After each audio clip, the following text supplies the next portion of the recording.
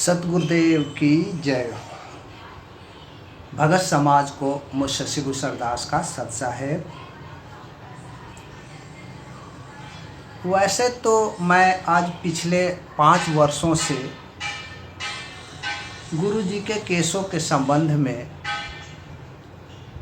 आप सभी के बीच वीडियो एवं ऑडियो के माध्यम से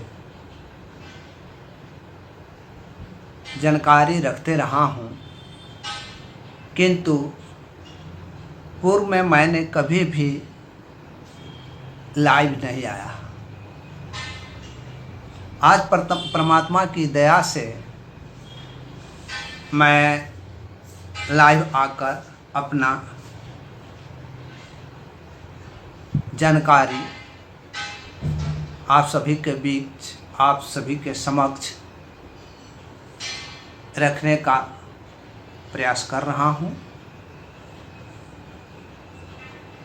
आज का इस लाइव वीडियो के माध्यम से मैं अपने द्वारा लिखित ज्ञान अमृत एवं षड्यंत्र का 20 के संबंध में आप सभी को कुछ जानकारी रखना चाहूँगा।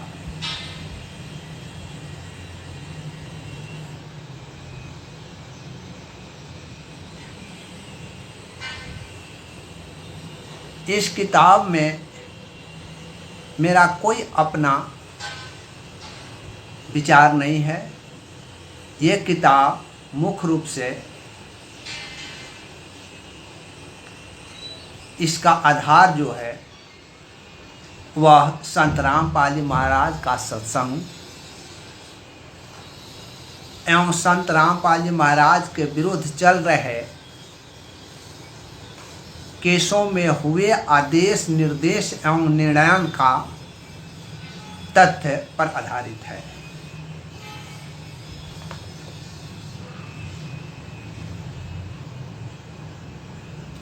इसमें, इस किताब में जो भी आपको पढ़ने को मिलेगा, आप उसके प्रमाणिकता के तौर पर न्यायालय के आदेशों एवं निर्देशों तथा निर्णयन जो भी हुए हैं उनका न्यायालय से नकल प्राप्त करके और सामने रख करके पढ़ देख सकते हैं कि क्या जो इस किताब में लिखी हुई है वह सत्य लिखी हुई है या असत्य। यह आप खुद निर्णय कर लेंगे।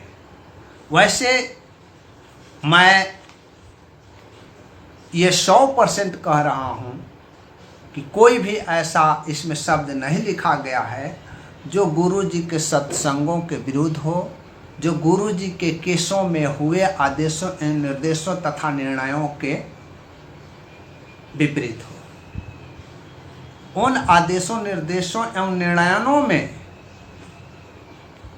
जो भी आदेश हुए हैं, जो भी न्यायालय द्वारा लिखी गई है, उसी का विवेचन इस किताब में किए गए हैं। अपना कोई भी इसमें जोड़ तोड़ नहीं है, अपना कोई भी इसमें विचार नहीं रखे हैं। उस चीज़ को हमने सरल भाषा में हिंदी रूपांतर करके इस किताब में लिखा है। यह है, जब भी आप इस किताब को लेकर के पढ़ने बैठें तो प्रमाणिकता के तौर पर अवश्य 429 हो, 430 हो, 443 हो, 428 हो या किसी भी मुकदमे का आदेश या निर्देश का न्यायालय से प्राप्त नकल को रख करके और मिलान करके देख पढ़ सकते हैं।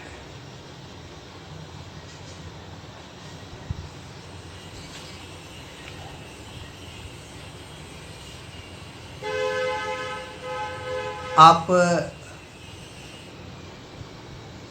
ये कहेंगे कि इस किताब को पढ़ने के लिए न्यायालय से आदेश, निर्देश कितने लोग ले सकते हैं, कितने लोग सफिशिएंट हो सकते हैं, कितने लोग सक्षम हो सकते हैं। ये लेने में, उस संबंध में हमें ये कहना है कि जो आप साध संगति में हलवा पूड़ी खाने के लिए खर्च करते हो, जो मैनेजमेंट आरसे समिति तथा मुनिद धर्मार्थ ट्रस्ट के झोली में ज्योति दान पाठ के रूप में जो डालते हो उनके झोली में, उस खर्च से आप सतगुरुदेव जी के प्रति हो रहे अत्याचारों से, अत्याचारियों के खिलाफ ये आवाज़ उठाने के लिए ले सकते हो, देख सकते हो, पढ़ सकते हो। गुरु जी के दुखित रग पर आप मलहम डाल सकते हो, किंतु आप गुरु जी के दुखित रग पर मलहम डालने के लिए कोई कर्म नहीं कर रहे हैं।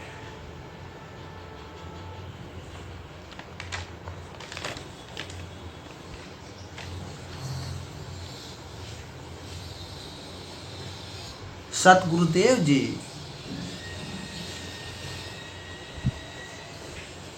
कभी भी अपने भक्तों से कर्म का ही परीक्षा लेते हैं। वह ज्ञान का परीक्षा नहीं लेते हैं।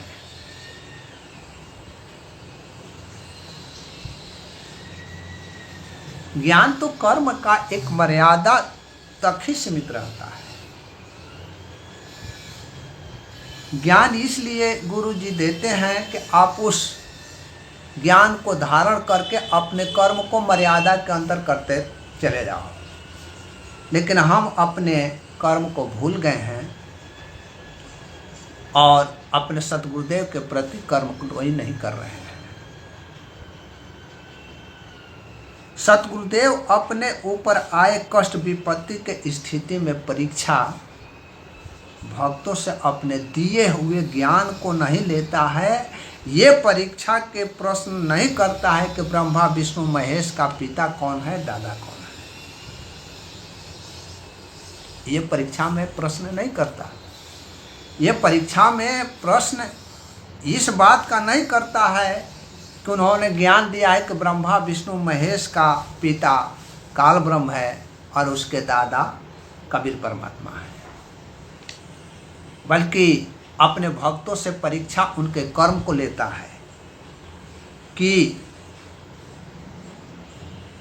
सतगुरुदेव जी जब विपत्ति और आपत्ति में हैं, कष्ट में हैं, तो उस स्थिति में एक भक्त का सतगुरुदेव जी के प्रति क्या कर्म है, उस कर्म की परीक्षा लेता है। और वह भक्त उस कर्म को कर पाता है या नहीं कर पाता है, ये देखता है। उसका ऐसे परीक्षा लेता है, उनके कर्मों का परीक्षा लेता है, ज्ञान का परीक्षा नहीं लेता है। ज्ञान तो उस कर्म को करने के लिए एक मर्यादा तक ही सीमित रखता है। ये नहीं कहता कि परमात्मा मानकर अपना कर्म ही बंद कर दो।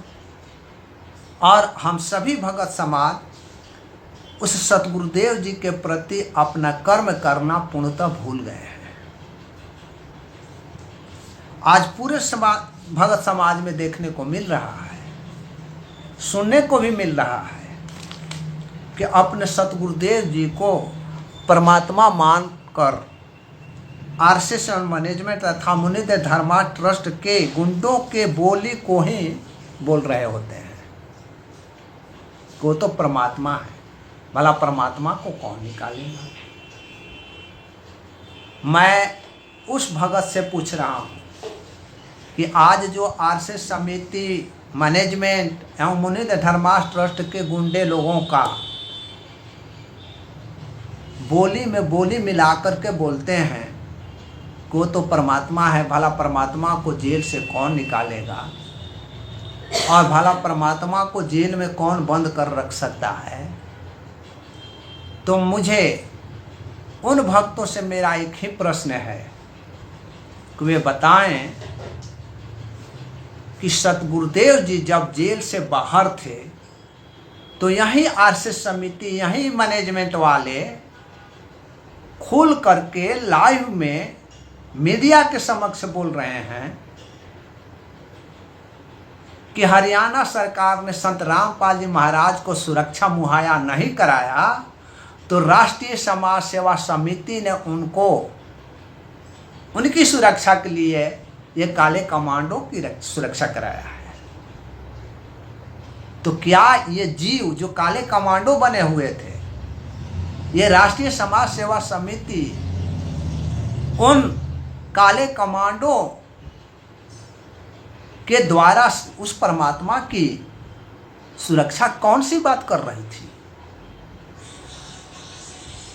बाहर होते हैं तो वो परमात्मा नहीं है, एक जीव हैं, और अंदर जाते हैं वो परमात्मा हो गए। ये आरएसएस मैनेजमेंट वाले लोगों का, मुनि धर्मार्थ ट्रस्ट के ट्रस्टियों का, ये ट्रस्टी नहीं हैं, ये गुंडे हैं, ये माया के पुजारी हैं, लोगों का कमीनी को लूट करके खाने वाले हैं, दूसरा कुछ नहीं। आज मुनि धर्मार्थ ट्रस्ट के बारे में मैं बता रहा हूँ। प्रगट दिवस में राजस्थान में जितने भी पोस्टर लगे हुए थे कि मुनि धर्मार्थ ट्रस्ट की ओर से, उसके कर से संत रामपाल जी महाराज के सानिध्य में प्रगट दिवस मनाया जा रहा है, तो क्या कारण था कि राजस्थान से बड़े बड़े पोस्टर जो लगे हुए थे मुनि धर्मार्थ ट्रस्ट का, उसको हटा दिया गया? वे मजबूर हो गए ऐसे मुनि धर्मार्थ ट्रस्ट के पोस्टरों को हटाने के लिए। क्या कारण था? इस बात को एक भगत ने मुझसे कहा, और वो कौन है, कोई भगवत स्वरूप करके हैं। उन्होंने मुझसे कहा कि सारे मुनिंद्र धर्मार्थ ट्रस्ट के जितने भी बैनर और पोस्टर लगे हुए थे, वे सब हटा दिए गए थे। आखिर क्यों हटाया? क्योंकि आवाज निकलने लगी थी इसी बुक के माध्यम से, यह आवाज निकलने लगी थी कि मुनिंद्र धर्मार्थ ट्रस्ट वाले गुरु जी से संबंधित नहीं हैं, ये वो गुंडे हैं जो आपकी कमाई को खा पी करके बैठ करके मौज मस्ती कर रहे हैं।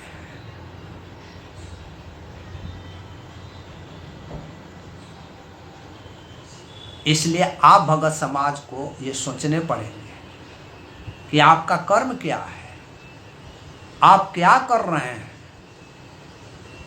आप वही कर रहे हैं। एक बिहार में कहावत है कि बिल्ली के हाथों में दूध की रखवाली के लिए सौंप देना कहाँ तक सही है। यदि आप बिल्ली के हाथों में दूध की रक्षा के लिए सौंप देते हैं तो क्या बिल्ली दूध की रक्षा कर सकेगी? वह खुद गटक जाएगी।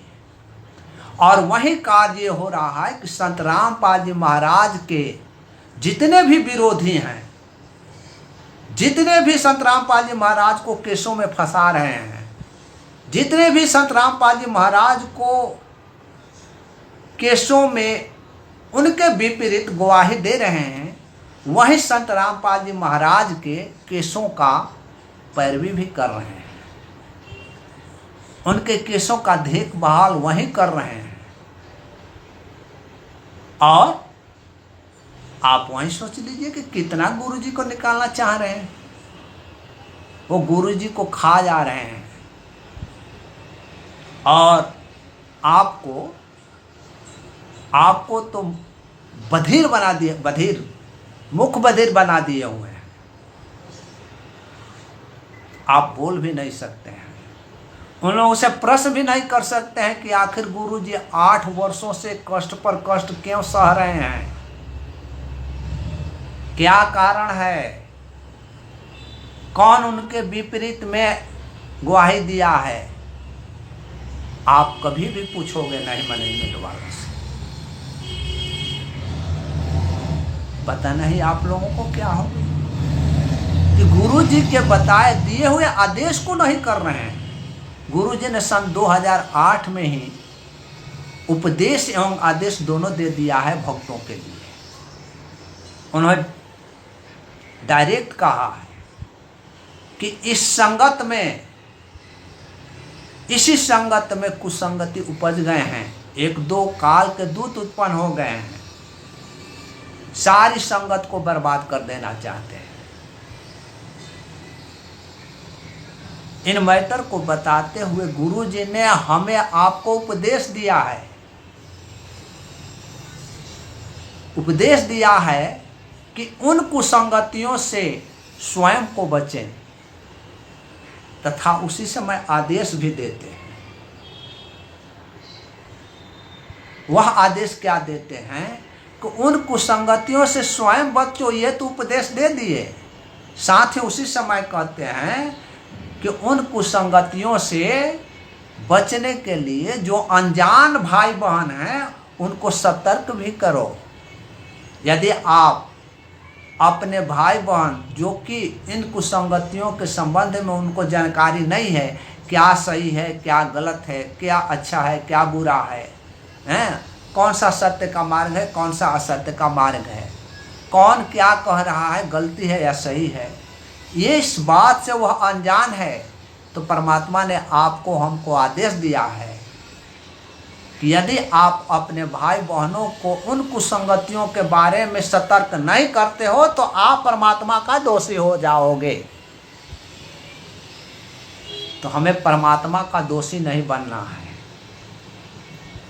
हमें परमात्मा के लिए कर्म करना है। और परमात्मा ने आदेश दे दिया है कि उन कुसंगतियों के बारे में अपने भाई बहनों को सतर्क करो, माने या ना माने ये उसके विवेक पर निर्भर करता है। हम अपने दोष से मुक्त हो गए तो, लेकिन आज भगत समाज उन कुसंगतियों के पक्ष में जा करके और गुरु जी के विरुद्ध में कार्य कर रहे हैं। फिर परमात्मा कह करके उनको बैठने दीजिए जेल में। आपको क्या चाहिए? आपको तो सब कुछ मिल गया, नाम मिल गया, दाम मिल गया, घर मिल गया, दौरा मिल गया। उनको ज्ञान से ना मतलब है ना ये मतलब है।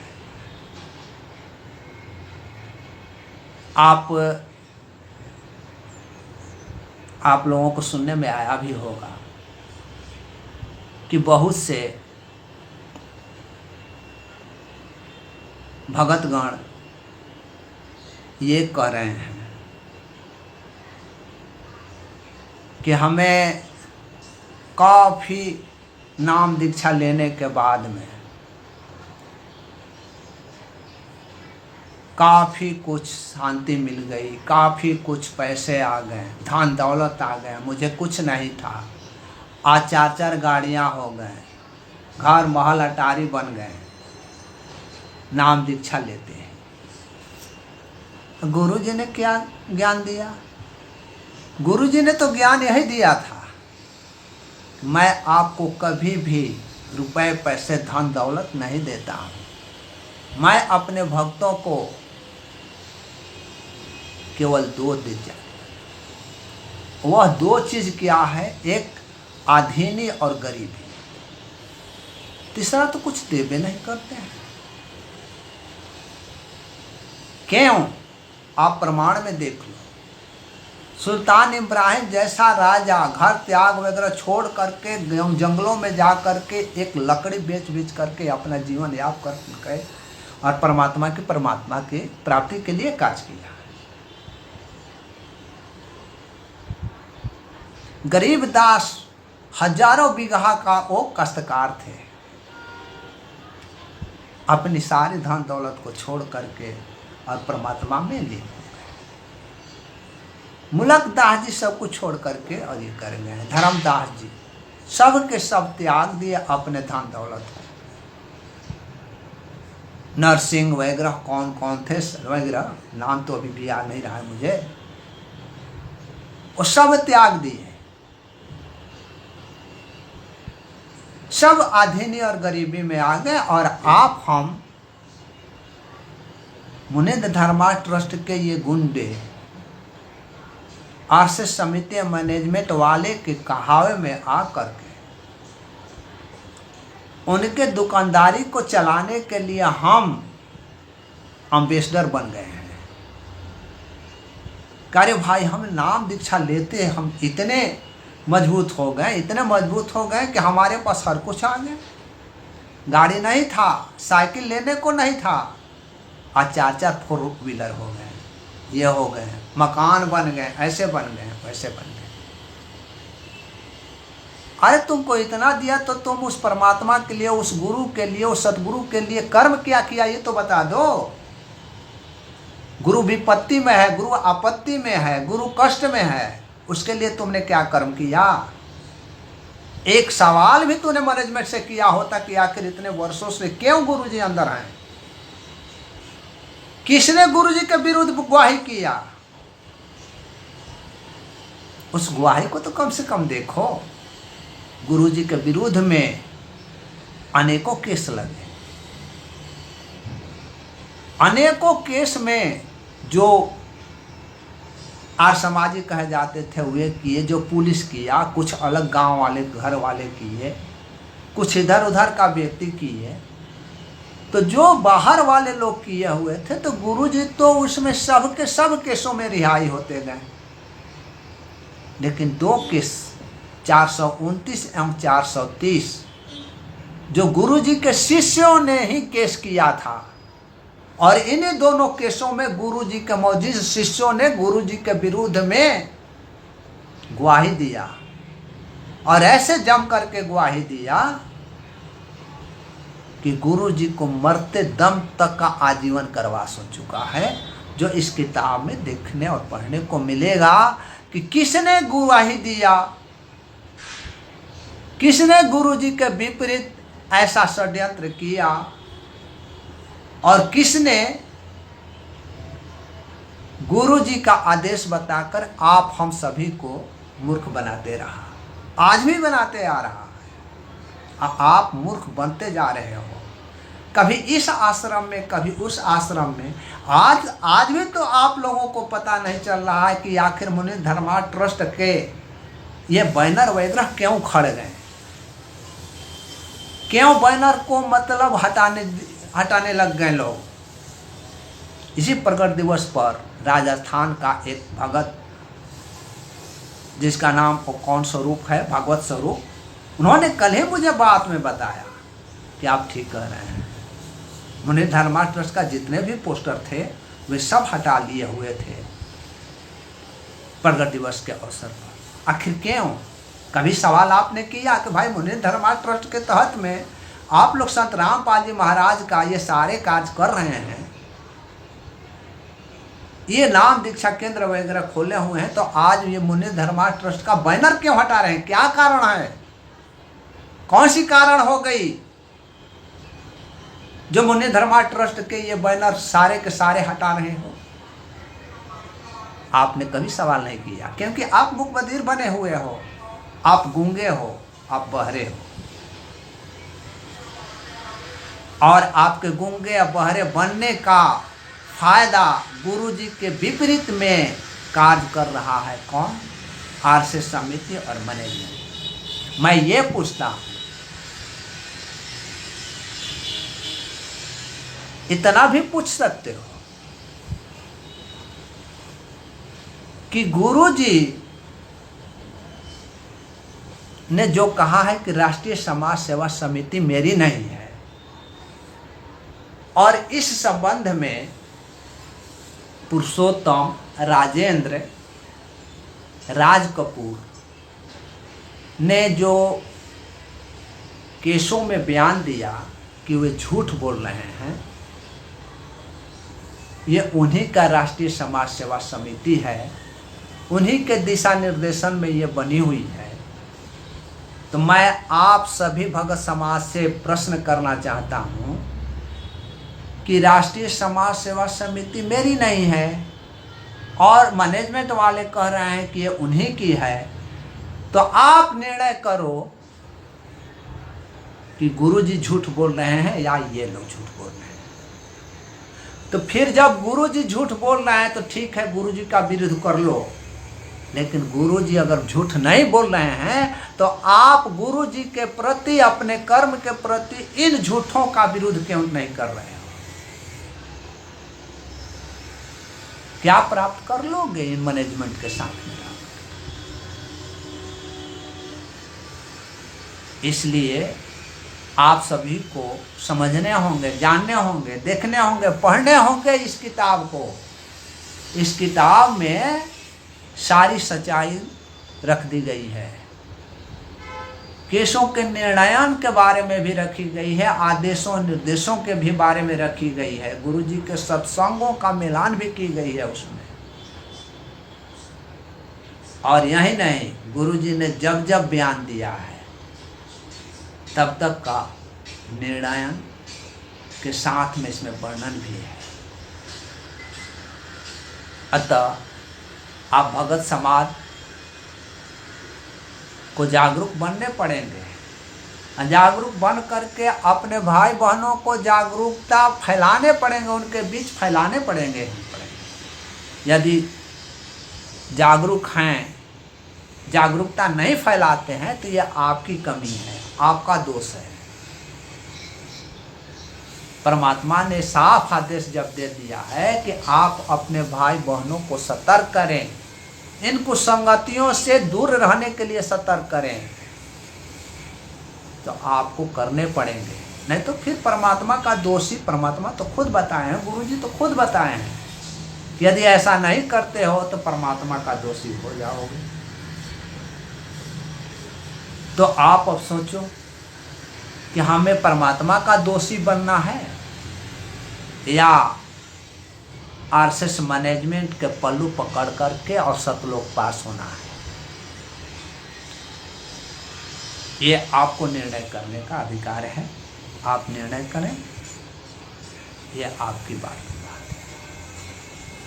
आज का वीडियो इतना ही, और इसी के साथ मैं अगले दिन में भी आऊं और आपके समक्ष